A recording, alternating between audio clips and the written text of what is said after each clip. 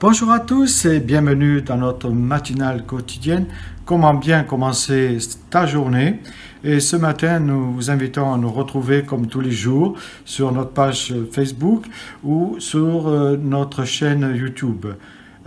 Pour commencer, j'ai choisi le psaume 42 qui au départ était lié avec le psaume 43. Et ce matin, je vous invite à écouter cette lecture du psaume 42. Comme un cerf qui soupire après l'eau des ruisseaux, de même je soupire après toi, ô mon âme. Ô mon Dieu, j'ai soif de Dieu, j'ai soif du Dieu vivant. Quand pourrais-je venir et me présenter devant Dieu? Mes larmes sont le pain de mes jours comme de mes nuits. Sans cesse, on me répète, « Ton Dieu, où est-il donc ?»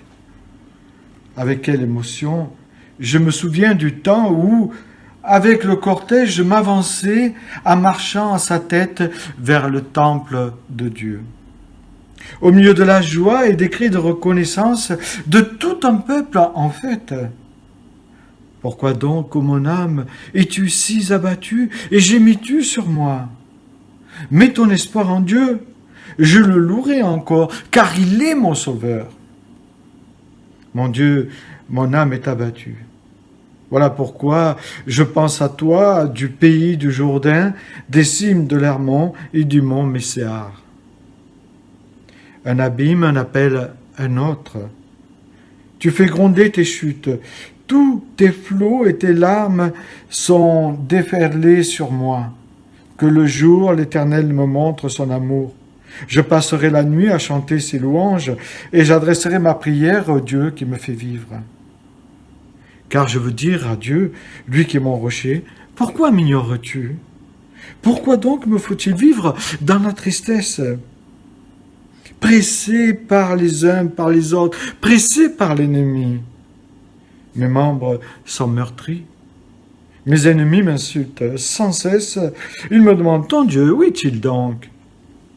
Pourquoi donc, mon âme, es-tu si abattue et gémis-tu sur moi?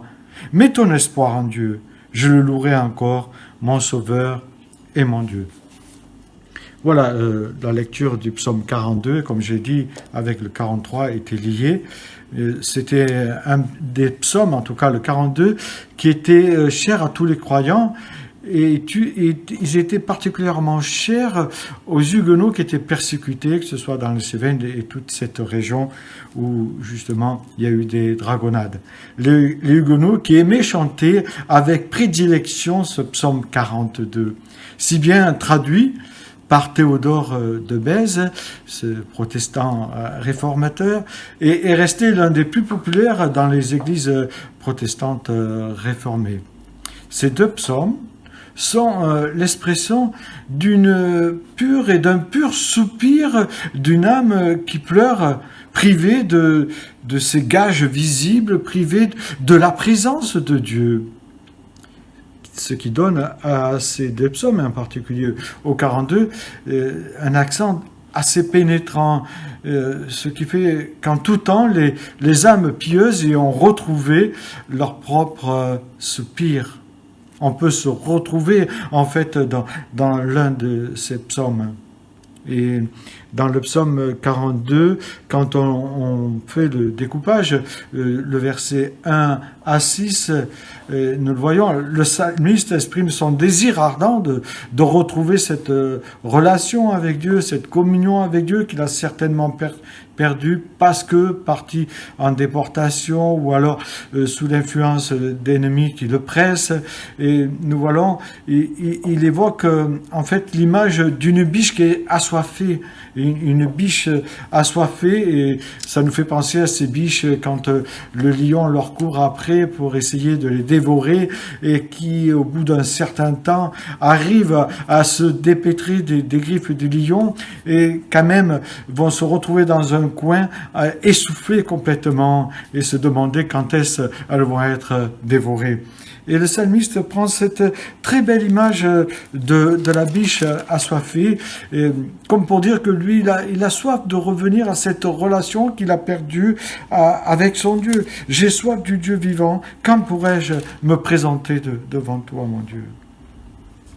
Et ensuite, on voit le psalmiste qui exprime sa souffrance. Pourquoi Dieu n'intervient pas? Et chacun de nous, nous avons pu dire un jour, pourquoi tu n'interviens pas, Dieu, dans cette situation? Moi, le premier. Et puis, il y a encore le psalmiste qui se fortifie dans la foi en se rappelant des moments forts.